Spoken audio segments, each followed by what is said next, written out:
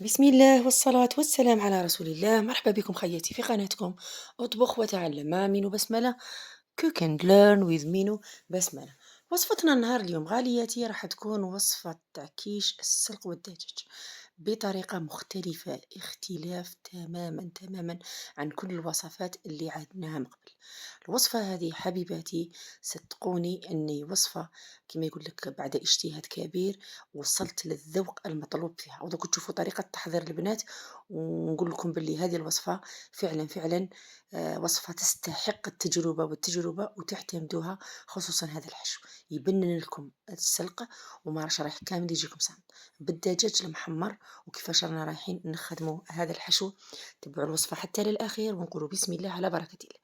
في الريسيبيون تاعنا حطيت باش نبدا الفون دو تارت درت لكم عده وصفات تاع لي فون دو تارت.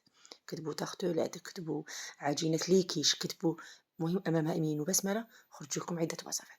انا اليوم درت درت هذه الوصفه تاع سي اون بات اسابلي سالي.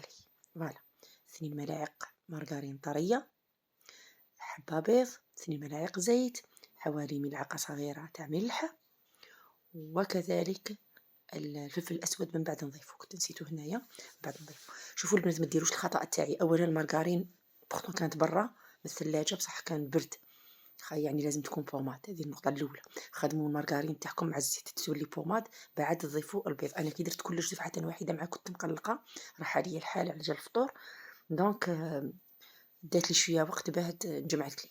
وباش نجمعت لي مش عارف نحذف لي هذاك المقطع، ديروا لها ملعقه فرين وضربوا بالباتور باين نجمع لكم، فيبدا الخليط اوموجين متجانس. من بعد ما تخلصوا من الضراب الكهربائي، تقدروا البنات ما تستعملوش كاع الضراب الكهربائي سورتو لا كانت لا مارغرين تاعكم اون بوماد. هنايا بديت نطم فيها بالاستعانه بالطاحن اللي هي الفرينه تدريجيا حتى نتحصلوا على عجينه طريه. واكد دائما قلت لكم تخلوا اليد تاعكم ثانيه ناشفه هي اللي ديروا بها التست تاعكم بلي العجينه طريه. وكما تعرفوا العجينه تاع لي فون دو طارت لازم تريح معانا. غلفتها في الفيلم الغذائي والى الثلاجه، خليتها ترتاح معايا ما بيد وجدت الحشو. الحشو البنين كي نقول لكم الحشو البنين، تبعوا البنات الفيديو حتى للاخر. شوفوا البنات، حطيت في المقلاة تاعي ملعقه كبيره تاع مارغرين وحوالي 3 ملاعق تاع زيت. ديت الشرائح تاع حكمت صدر دجاج، قطعته الى شرائح هكا، يعني خدمت لي زيسكالوب دو بولي. تقدروا تشرو لي زيسكالوب دو داند، تخدموا كذلك بالوصفه ناجحه بصح دو بولي يجي ابن وابن. حطوهم يتقلاو حتى يتحمروا مليح على نار مرتفعه، ملحتهم مثل الفلفل الاسود وخليهم هكذا وبقاو تقلبوا فيهم كيما راكم تشوفوا بهذه الطريقه هكذا.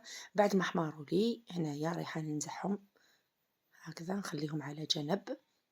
وهذيك تقدروا تقولوا لاصوص ولا تاع الدجاج ولا تاع الزبده والزيت، عاودوا رجعوا في هذيك المقلاة عفوا حبه كبيره تاع بصل رابي هكذا البنات، ونبقى نحرك فيها ثواني فقط تصيبوها تحمرت لكم. ندير شويه تاع ملح، غير رشه فقط باسكو ديجا ديك لاصوص فيها الملح، وشويه فلفل اسود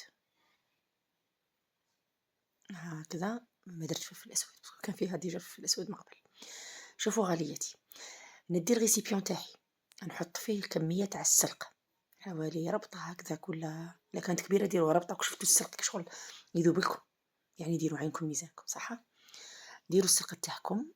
قلت لكم السلق انا كيف ندير نتعامل معاه دائما نقولها لكم في الفيديوهات تاعي. انا ما نفورو ما نديرو يغلي، هو ديجا اصلا فيه نسبه كبيره من الماء، على تروحوا تزيدوا تصمطوه بالماء. حطوه في القدره تاعكم وبقاو تحركوا فيه على نار هادئه حتى يذبل لكم ويطيب، وصفيوه. وحطيته مع الثوم، سنات 2 سنات تاع ثوم، الزبده والزيت، وقليته. وهذا ما كان. من بعد حطيته في الريسيبيون، ضفت له هذاك البصل، وزدت ضفت له هذاك الدجاج المحمر، قطعته غير بيدي الى قطع نوعا ما كبيره كما راكم تشوفوا، باش تمدلنا النكهه. تالمون كنت نخصب البنات، كنت يعني سريعه في هذا الفيديو، نسيت باه ندير الجبن.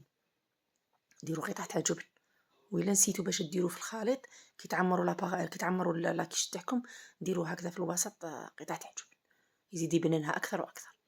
حكمت العجينه تاعي اللي كانت ريحت معايا، درت لها الفرينه طاحين كما راكم تشوفوا، وجيت فتحتها نورمالمون القطر 24 سنتيمتر، تقدروا ديروهم فردية يعني دي ميني كيش. غبرته بالفرينة وحطيت العجينة تاعي. انايا لي فون دو تارت الا لاحظتوني دائما ناكد لكم على هذه النقطة، نبغي نرققهم، ما نبغيش يجوني معجنين يشدوني في الطياب، نبغي نرققهم كيما راكم تشوفوا هكذا. ونجيب الحشو تاعي، العجينة المتبقية نحتفظ بها في الكيس تاعها، والى المجمد نعاود كي نبغي ندير دي ميني كيشوله نعاود نجبدها.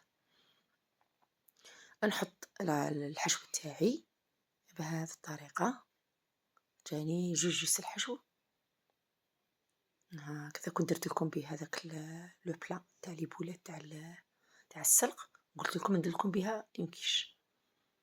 فوالا ندير لاباغي كي زوج حبيبات تاع بيض في نفس الغيسيبيون، وكل ما عندنا كيما يقول لك في رمضان نحاولوا نيفيتوهم لو ماكسيموم، بصح تصيبيهم انديري راهم يولدوا كيما تقول لك.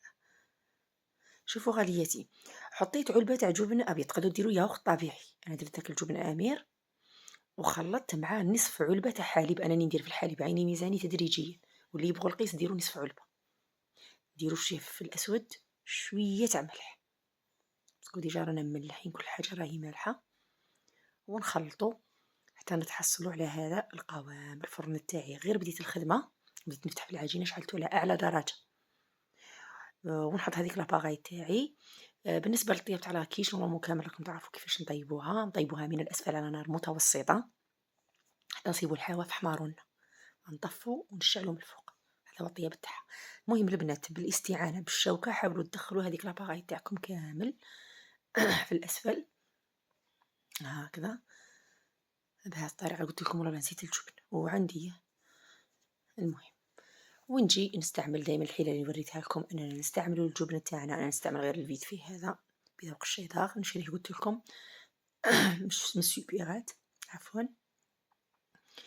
ومن بعد ندير يعني عبالي زي بالك يجوني تساؤلات في لي كومونتير، سوبيرات تاع بدر تاع الشطيه ماشي تاع الشرفه، يبيعوها في الشرفه، بس القضيه انا تاع بدر تاع الشطيه يعني كيما يقولك تشري بنبوله تحكم لك شهر، بورتون نخدم بها كلش. ودخلتها طابت البنات، درت هذاك الشيطان قلت لكم على جال الاحمرار من الفوق، وتحسبي خدمتها غير بالشيطان. هذه يا غالياتي وما يجيبنين هذاك الفيت في نجربها خياتي.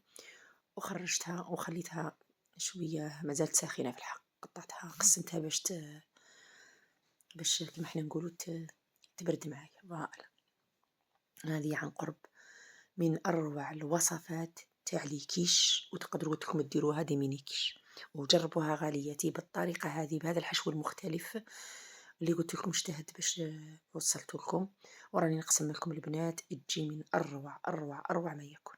نتمنى غالياتي ديروا لي الجام وما تبخلونيش بالجام والكومونتير. في امان الله، استودعكم الله والسلام عليكم.